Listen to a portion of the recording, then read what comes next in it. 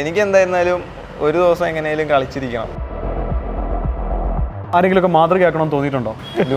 Luna അപ്പോൾ Luna ഇപ്പോൾ ടീമിനൊപ്പം ഇല്ല, അപ്പോൾ എന്താ തോന്നുന്നത്? പുള്ളി ഉണ്ടായിരുന്നെങ്കിൽ ഗംഭീരമായിരിക്കും തോന്നുന്നുണ്ടോ? അതെ ഞാൻ പുള്ളിയുടെയായിട്ടൊക്കെ കളിക്കണമെന്ന് ഒത്തിരി ആഗ്രഹം ഉണ്ടായി. എബിൻ ദാസിൻ്റെ ഇപ്പോഴത്തെ ബ്ലാസ്റ്റേഴ്സിലെ ഏറ്റവും അടുത്ത സൗഹൃദമുള്ള പ്ലെയർ ആരാണ്? ശ്രീകുട്ടൻ.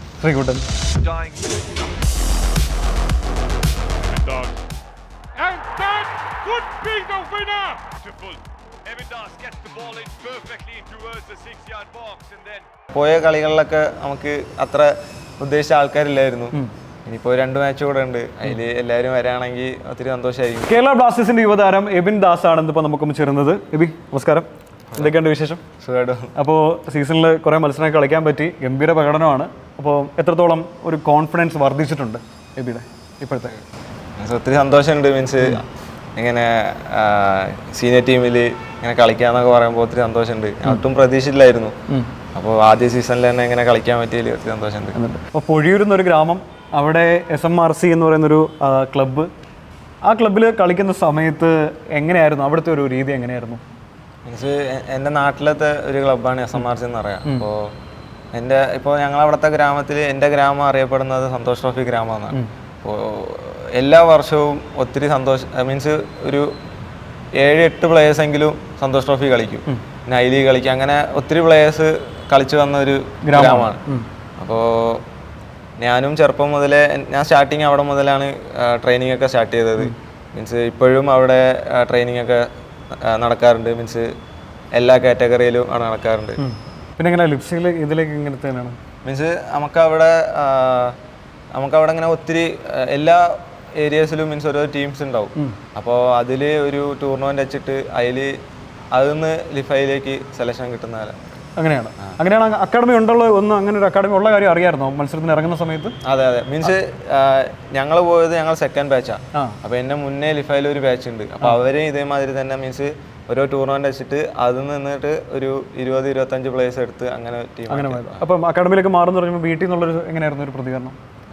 അച്ഛനമ്മയ്ക്കൊക്കെ ഒത്തിരി സങ്കടം ഉണ്ടായി. ഫസ്റ്റ് ആയിട്ടാണ് ഇങ്ങനെ അവരെ വിട്ട് മാറി നിൽക്കുന്നത്. അപ്പോൾ അതിൻ്റെ ഒരു വിഷമം ഉണ്ടായി. ഓക്കെ, ഇനിയും അങ്ങനെ ഒരു മത്സരം കളിക്കാൻ ആഗ്രഹമുണ്ടോ? അവിടെ പോയി അതേ ടൂർണമെന്റ്, തീരദേശത്ത് അതേ കളി, അതേ ഗ്രൗണ്ട്? അതെ. അതിപ്പോഴും എക്സൈറ്റഡ് ആണ്. എൻ്റെ ചെറുപ്പത്തിൽ എൻ്റെ നാട്ടിലൊരു ടൂർണമെന്റ് ഉണ്ട്, ഈസ്റ്റർ കപ്പ് എന്ന് പറയും. അപ്പോൾ എൻ്റെ ചെറുപ്പത്തിലുള്ള ആഗ്രഹം എന്ന് പറഞ്ഞാൽ എനിക്കത് കളിക്കണമെന്നാണ്. അന്നാള് ഞാൻ ചെറുപ്പത്തിൽ ബോൾ ബോയ്സ് ഒക്കെ ആയിട്ടാണ് ഇരുന്നത്. അപ്പോൾ എൻ്റെ നാട്ടിലെ എല്ലാ ആൾക്കാരും അവിടെ കളി കാണാൻ വരും. അപ്പോൾ എനിക്ക് അന്ന് ആ ടൈമിൽ എനിക്ക് എൻ്റെ ആഗ്രഹം എന്ന് പറഞ്ഞാൽ എനിക്ക് ഇത് കളിക്കണം. എനിക്കറിയില്ലായിരുന്നു എന്നെ കൊണ്ട് ഈ ബ്ലാസ്റ്റേഴ്സിന് വേണ്ടി കളിക്കാൻ പറ്റുമെന്നൊക്കെ ആ ടൈമിൽ എനിക്ക് അറിയില്ലായിരുന്നു. അന്ന് എനിക്ക് എൻ്റെ ആഗ്രഹം എന്ന് പറഞ്ഞാൽ ഒരു ടൂർണമെന്റ് കളിക്കണം, നാട്ടുകാരുടെ മുമ്പിൽ കളിക്കണം എന്നുള്ള രീതിയിൽ മാത്രമേ ഉണ്ടായിരുന്നുള്ളൂ. പിന്നെ എങ്ങനെയാണ് ഒരു കോച്ചിലേക്ക് എത്തുമ്പോഴാണോ ഒരു വഴിത്തിരിവാകുന്നത്? അതെ. ലിഫയിൽ പോയതിനു ശേഷമാണ് ഒരു പ്രൊഫഷണൽ ഫുട്ബോളിൻ്റെ ഒരു ഇത്. ആരാണ് അവിടെ ഹെൽപ്പ് ചെയ്തത്? ക്ലൈഫോസ് കോച്ച്. ആ കോച്ചാണ് ഇപ്പോഴും ഇവനെ എനിക്കത് ഗൈഡ് ചെയ്യാൻ തോന്നുന്നല്ലേ. ആദ്യമായിട്ട് ബ്ലാസ്റ്റേഴ്സിന്റെ അക്കാഡമിയിലേക്ക് വരുമ്പോൾ എന്തായിരുന്നു മനസ്സിൽ തോന്നിയിരുന്നത്? അവിടെ വരുമ്പോൾ എനിക്കിങ്ങനെ അവിടെ കളിക്കണമെന്ന് തന്നെയാണ്. അത് കഴിഞ്ഞിട്ട് നമ്മള് സീനിയർ ടീമിന്റെ കളികളൊക്കെ സ്റ്റേഡിയത്തിൽ വന്നിരുന്ന് കാണാറുണ്ട്. അപ്പോൾ അന്നാള് ചിന്തിച്ചിട്ടുണ്ട് ഈ എല്ലാ ഫാൻസിന്റെ മുന്നിൽ എനിക്ക് കളിക്കണമെന്ന്. അത് ഭയങ്കര ആഗ്രഹം തന്നെയാണ്. അതിപ്പോൾ ഓൾറെഡി അത് സാധിച്ചിരിക്കുകയാണ്. എങ്ങനെയാണ് ബ്ലാസ്റ്റേഴ്സിലേക്ക് എത്തുന്നത്? ഞാൻ അണ്ടർ-16 നാഷണൽ ടീമിൽ ഉണ്ടായിരുന്നപ്പോഴാണ് അവിടെ കളിച്ചിട്ടുന്ന ആ ടൈമിലാണ് എനിക്ക് ഇവിടെ നിന്ന് ഇങ്ങനെ ഒരു വിളി വന്നത്. അപ്പം അങ്ങനെ ക്ലേ കോച്ച് പറഞ്ഞിട്ടാണ് ഇങ്ങോട്ട് വന്നത്. എനിക്കൊന്ന് എല്ലാ കാറ്റഗറിയിലും നാഷണൽ ലെവലിൽ അത്യാവശ്യം കളിച്ചിട്ടുള്ളൊരു പ്ലെയർ കൂടിയാണ്. ഇപ്പോൾ അണ്ടർ-17, അണ്ടർ-23 വരെ കളിച്ചിട്ടുണ്ട്. അപ്പോൾ ഒരു ദേശീയ ടീമിൽ കളിക്കുമ്പോൾ കിട്ടുന്ന ഒരു പോസിറ്റീവ് എനർജീസ് കാര്യങ്ങൾ എന്തൊക്കെയാണ്? എല്ലാവരുടെയും ഒരു ആഗ്രഹമാണ് നമ്മളെ സ്വന്തം രാജ്യത്തിന് വേണ്ടി കളിക്കണമെന്ന്. അപ്പോൾ എനിക്കതിൽ ഇങ്ങനെ എല്ലാ ചേട്ടൻ പറഞ്ഞ പോലെ എല്ലാ കാറ്റഗറിയിലും കളിക്കാൻ പറ്റിയതിൽ ഒത്തിരി സന്തോഷമുണ്ട്. ചെറുപ്പത്തിലേക്ക് പോയ സുഹൃത്തൊക്കെ കളിച്ചിട്ടുണ്ട്, അത്യാവശ്യം ടീമുകൾക്ക് വേണ്ടി കളിച്ചിട്ടുണ്ട്. അപ്പം ഏറ്റവും കൂടുതൽ മെമ്മറിയിലുള്ള പഴയകാലം ബ്ലാസ്റ്റേഴ്സിന് മുമ്പുള്ള ഒരു ബെസ്റ്റ് മെമ്മറി എന്താണെന്ന് ചോദിച്ചാൽ എന്താണെന്ന് പറയും? ബ്ലാസ്റ്റേഴ്സ് പറഞ്ഞതിന് മുന്നേ കൂടുതലും അതിന് മുന്നേ ചെറിയൊരു അക്കാഡമി ഉണ്ടായി ലിഫ. അപ്പോൾ അവിടെ നമ്മൾ കുറേ ടൂർണമെൻ്റ് കളിച്ചിട്ടുണ്ട്. കുറേ ടൂർണമെൻറ്റ്സ് എല്ലാ ജില്ലകളിലും നമ്മൾ പോയി കളിച്ചിട്ടുണ്ട്. 11s ആയിരുന്നാലും 7s ആയിരുന്നാലും. അപ്പോൾ അതിൽ കളിച്ച കളികൾ, ഒട്ടുമിക്ക കളികൾ നമ്മൾ കപ്പടിച്ചിട്ടുണ്ട്. അതൊക്കെ ഒത്തിരി നല്ല എക്സ്പീരിയൻസ് തന്നെയാണ്. ഓക്കെ, മെയിൻ ടീമിലേക്ക് വന്നപ്പോൾ ആരെങ്കിലുമൊക്കെ മാതൃകയാക്കണമെന്ന് തോന്നിയിട്ടുണ്ടോ? ലൂണ അപ്പോൾ ലൂണ ഇപ്പോൾ ടീമിനൊപ്പം ഇല്ല, അപ്പോൾ എന്താ തോന്നുന്നത്? പുള്ളി ഉണ്ടായിരുന്നെങ്കിൽ ഗംഭീരമായിരിക്കും തോന്നുന്നുണ്ടോ? അതെ മീൻസ് പുള്ളിയുടെയായിട്ടൊക്കെ കളിക്കണമെന്ന് ഒത്തിരി ആഗ്രഹം ഉണ്ടായി, പക്ഷേ നടന്നില്ല. കുഴപ്പമില്ല, നമുക്ക് അടുത്ത സീസൺ നമുക്ക് ശരിയാക്കാം. ഏറ്റവും ഗ്രൗണ്ട് ലെവലിൽ നിന്ന് വരുന്ന സമയത്ത് ബ്ലാസ്റ്റേഴ്സിൽ ആരെങ്കിലും പറഞ്ഞിരുന്നു എബി നല്ല കാലിബറേറ്റുള്ള ഒരാളാണ്, ഉടനെ തന്നെ ദേശീയ ടീമിലേക്ക് വരും എന്ന് സപ്പോർട്ട് ചെയ്ത ആരെങ്കിലും ഉണ്ടോ ബ്ലാസ്റ്റേഴ്സിനകത്ത്? കോച്ചസൊക്കെ പറയാറുണ്ട്, മീൻസ് ഇപ്പോൾ നല്ലതുപോലെ കളിക്കുന്നുണ്ട്, ഇത് അങ്ങനെ തന്നെ കണ്ടിന്യൂ ചെയ്യുക, അപ്പോൾ എന്തായാലും ഉറപ്പായിട്ടും നാഷണൽ ടീമിൽ വിളിക്കൂ എന്ന്. ഉറപ്പായിട്ടുണ്ടെന്ന് പറയുമായിരുന്നു അല്ലേ? ഏതെങ്കിലും ഒരു കോച്ച്, മെമ്മറിയിലുള്ള ഒരു കോച്ചിനെ പറ്റി പറഞ്ഞാൽ? പുരുഷോത്തമ സാറൊക്കെ ആണ് പറയായിരുന്നു അല്ലേ? നാട്ടിലേക്ക് പോകാറുണ്ടോ അതോ ടീമിനെ പോകണോ ഇപ്പോൾ ഫുൾ ടൈം? ടീമിനൊപ്പമാണ്, മീൻസ് നമുക്ക് അങ്ങനെ ഇടയ്ക്കിടയ്ക്ക് ഓഫ് കിട്ടും, ഒരു 4-5 ഡേയ്സ് കിട്ടുമ്പോൾ അപ്പോൾ നാട്ടിൽ വന്ന് പോയി വരും. ഇത്ര ഹെവി മാച്ച് ആണെങ്കിലും പിറ്റേന്ന് വീട്ടിൽ ചെന്നാൽ അക്കാദമിയിൽ പോകാത്ത ദിവസങ്ങൾ ഉണ്ടാവില്ല എന്നാണ് ഞാൻ വീട്ടിൽ പോയി എന്തായാലും നമ്മൾ ഗ്രൗണ്ട് ഈവനിങ് ആയ ഉറപ്പായിട്ടും ഗ്രൗണ്ടിൽ പോയി കളിക്കും, അക്കാദമിയിൽ പോകും. ഫുട്ബോൾ അല്ലാത്തൊരു ദിവസത്തെ പറ്റിയിട്ട് ബിന്ദാസ് ചിന്തിക്കാൻ പറ്റും? ഇല്ല, എന്തായാലും ഒരു ദിവസം എന്തായാലും ഒരു നേരം ഫുട്ബോൾ കളിച്ചിരിക്കണം എന്നുള്ള രീതിയിലാണ്. കേരള ബ്ലാസ്റ്റേഴ്സിലേക്ക് വരുമ്പോൾ സ്വാഭാവികമായിട്ടും നമ്മുടെ ഒരു ആരാധകർ ഉണ്ട്, അവരിപ്പോൾ നമ്മുടെ കൂടെ ഇല്ല. അവരോട് എന്താണ് എനിക്ക് പറയാനുള്ളത്, ബിന്ദാസിന് പറയാനുള്ളത് എന്താണ്? എനിക്ക് പറയാനുള്ളത്, ഇനിയിപ്പോൾ ഈ സീസണിൽ ഇപ്പോൾ പോയ കളികളിലൊക്കെ നമുക്ക് അത്ര ഉദ്ദേശിച്ച ആൾക്കാരില്ലായിരുന്നു. ഇനിയിപ്പോൾ 2 മാച്ച് കൂടെ ഉണ്ട്, അതിൽ എല്ലാവരും വരാണെങ്കിൽ ഒത്തിരി സന്തോഷമായിരിക്കും. മീൻസ് ഞാൻ മുന്നേ റിസർവ് ടീമിലായിരുന്നപ്പോൾ സീനിയർ ടീമിന്റെ കളിയൊക്കെ കാണാറുണ്ട്, മീൻസ് സ്റ്റേഡിയത്തിൽ നിന്ന് കാണാറുണ്ട്. അപ്പോൾ സ്റ്റേഡിയം ഫുള്ളായിരിക്കും. അപ്പോൾ ഞാൻ അന്ന് ആഗ്രഹിച്ചിട്ടുണ്ട്, മീൻസ് ഇത്രയും ഫാൻസിന്റെ ഇടയിൽ എനിക്ക് കളിക്കണമെന്ന്. ഇപ്പോൾ ദൈവം അനുഗ്രഹിച്ച് ഞാൻ കളിക്കുന്നുണ്ട്, പക്ഷെ അത്ര ആൾക്കാരില്ല. ബിന്ദാസിന്റെ ഇപ്പോഴത്തെ ബ്ലാസ്റ്റേഴ്സിലെ ഏറ്റവും അടുത്ത സൗഹൃദമുള്ള പ്ലെയർ ആരാണ്? ശ്രീകുട്ടനായിട്ട് കറങ്ങാൻ പോവുകയാണെങ്കിൽ എവിടെയായിരിക്കും ഒരു സ്പോട്ട് എടുക്കുക? ബീച്ച് അവിടെ തന്നെ ബീച്ചിൽ പോയി കളിക്കാം എന്നുള്ള രീതി തന്നെയായിരിക്കും അല്ലേ?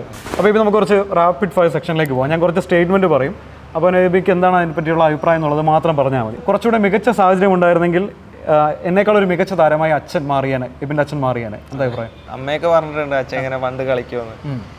ഒരവസരം ഉണ്ടെങ്കിൽ അച്ഛൻ മികച്ച പ്ലെയറായി മാറിയാനെ, അങ്ങനെയാണ് അഭിപ്രായം. ഓക്കെ, ശരി.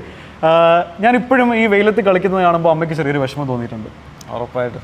ഇപ്പോഴും അത് പറയാറുണ്ടോ? ഇപ്പോഴും പറയാറുണ്ട്, മീൻസ് മുന്നേ പറയാറുണ്ട്, ഇപ്പോൾ പിന്നെ ഇതിലിങ്ങനെ ഫുള്ളായിട്ട് ആയതുകൊണ്ട് ഇപ്പം അങ്ങനെ പറയാറില്ല. ഇല്ല. ഓക്കെ, എത്ര വലിയ മത്സരം കഴിഞ്ഞ് ക്ഷീണിച്ച് ഞാൻ വീട്ടിലെത്തിയാലും പിറ്റേ ദിവസം അക്കാഡമിയുടെ ഗ്രൗണ്ടിൽ പോകും. ഉറപ്പാ. അതൊക്കെ അത് ഗ്രൗണ്ട് വിട്ട് ഒരു കളിയില്ല. ഇല്ല എനിക്ക് എന്തായിരുന്നാലും ഒരു ദിവസം എങ്ങനെയാലും കളിച്ചിരിക്കണം. അത് പോയേ പറ്റുള്ളൂ. സോഷ്യൽ മീഡിയയിൽ നെഗറ്റീവ് കമന്റ്സ് വരുമ്പോൾ ഞാനത് നോക്കാറില്ല. അങ്ങനെ നോക്കാറില്ല. യൂസ് ചെയ്യാറുണ്ട്, മീൻസ് അങ്ങനെ നോക്കാറില്ല. ഇല്ല, സോഷ്യൽ മീഡിയ അധികം അങ്ങനെ യൂസ് ചെയ്യാറില്ല. യൂസ് ചെയ്യാറുണ്ട്, പക്ഷേ അങ്ങനെ നെഗറ്റീവ് കമന്റ്സ് ആയിട്ട് അങ്ങനെ നോക്കാറില്ല. ഓക്കെ, ഒരു ചീറ്റ് മീൽ കിട്ടുകയാണെങ്കിൽ നാട്ടിൽ പോയി പൊറോട്ടയും നല്ല ചിക്കൻ ഫ്രൈയും കഴിക്കണം. അത് കഴിക്കണമെന്ന് നല്ല ആഗ്രഹമുണ്ട്, പക്ഷെ നമ്മൾ ഫുട്ബോളേഴ്സിന് കുറച്ച് കാര്യങ്ങൾ ഇങ്ങനെ മാറ്റി വയ്ക്കണമെന്നുണ്ട്. അപ്പോൾ അതുകൊണ്ട് അങ്ങനെ ആഗ്രഹം ഉണ്ടെങ്കിലും കഴിക്കില്ല. ഇല്ല. ഓക്കെ, നാഷണൽ ടീമിൽ പോയപ്പോഴാണ് പഠിക്കുന്നതിൻ്റെ പ്രാധാന്യത്തെക്കുറിച്ച് എനിക്ക് മനസ്സിലായത്. അവിടെ ഇപ്പോൾ നമ്മൾ പുറത്ത് ഇവിടെ നിന്ന് കേരളം വിട്ട് പുറത്ത് പോവുകയാണെങ്കിൽ കൂടുതലും ഈ നോർത്തും സൗത്ത് അവിടുത്തെ ഉള്ള ആൾക്കാരാണ്. അപ്പോൾ എന്തായാലും നമുക്ക് നമ്മളെ ഭാഷ സംസാരിക്കാൻ പറ്റില്ല. അപ്പോൾ അവിടെ പോകണമെങ്കിൽ ഇംഗ്ലീഷും ഹിന്ദിയൊക്കെ പഠിക്കേണ്ടി വരും. അപ്പോൾ ഒത്തിരി ബ്ലാസ്റ്റേഴ്സിൽ ലൂണയേക്കാൾ മികച്ച പ്ലെയർ എന്ന് പറയുന്നത് നോവ സദോയാണ്. എൻ്റെ ഒരു മൈൻഡ് ഓഫ് തിങ്കിങ് മീൻസ് ലൂണയാണ്. വേറെ കുറച്ച് പേർക്ക് അവരുടെ അഭിപ്രായങ്ങൾ ഉണ്ടാവും, പക്ഷെ എനിക്ക് ലൂണയാണ്. എബിൻ വളരെ നന്നായി കളിച്ച് മുന്നോട്ട് പോകുന്നു. ഇനി ബ്ലാസ്റ്റേഴ്സിലും ഒരുപാട് വലിയൊരു ഭാവി എബിനുണ്ടെന്നൊരു സംശയമില്ല. അപ്പോൾ അതിനുപരി 2 വർഷത്തിന് ശേഷം മറ്റൊരു സ്വപ്നവും കൂടെ എബിനെ കാത്തിരിപ്പുണ്ട് എന്ന് ഞാനിങ്ങനെ കേട്ടു. ഒരു ദേശീയ ടീമിൻ്റെ ജേഴ്സി അണിയാൻ താല്പര്യമുണ്ടോ? ഉറപ്പായിട്ടും. അതാണ് ഏറ്റവും വലിയൊരു ലക്ഷ്യമായിട്ട് വെച്ചിരിക്കുന്നത്. ഇപ്പോൾ അതിപ്പോൾ ഈ വർഷം നടക്കുമോ അടുത്ത വർഷം നടക്കുമോ, എന്താണ് ഒരു പ്രതീക്ഷ?